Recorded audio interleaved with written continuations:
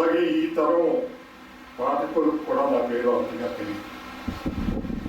దానికి కారణం గత 10-15 సంవత్సరాలుగా నేను చేసిన రచనలు చాలా తక్కువ. రేడియోలో దాదాపు 34 సంవత్సరాలు నేను పనిచేశాను. అందులో 27 సంవత్సరాలు న్యూస్ రూమ్లో పనిచేశాను. న్యూస్ రూమ్లో ఉండగా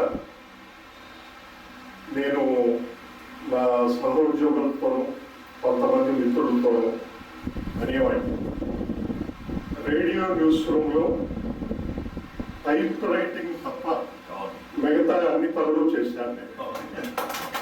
ఎందుకంటే టైప్ రైటింగ్ నాకు తెలియదు. సి నారాయణ రెడ్డి గారు ఒక సందర్భంలో నాకు సంబంధించిన సభలోనే ఒక మాట అన్నారు, సంపాదకులు 2 రకాలుగా ఉంటారు, ప్రత్యక్ష సంపాదకులు, ప్రచ్ఛన్న సంపాదకులు అని. అందులో నేను 2వ రకానికి చెందినవాడిని.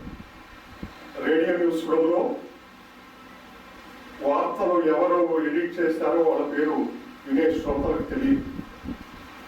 అలాగే సంపాదకుడిగా ఆ కుర్చీలో కూర్చున్నది ఎవరున్నా నేను పనిచేసిన దాదాపు 3 దశాబ్దాల కాలంలో 20 ఏళ్ళు 25 ఏళ్ళు నేను గనక డ్యూటీలో ఉంటే నేనే ఎడిట్ చేసేవాడిని.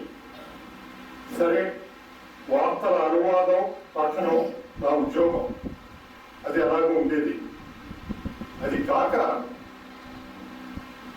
ఇంతకుముందు ముఖ్య అతిథి మన రమణాచారి గారు, తర్వాత అమరనారాయణ గారు నా గురించి చాలా ఆప్తవాక్యాలు, మంచి మాటలు చెప్పారు.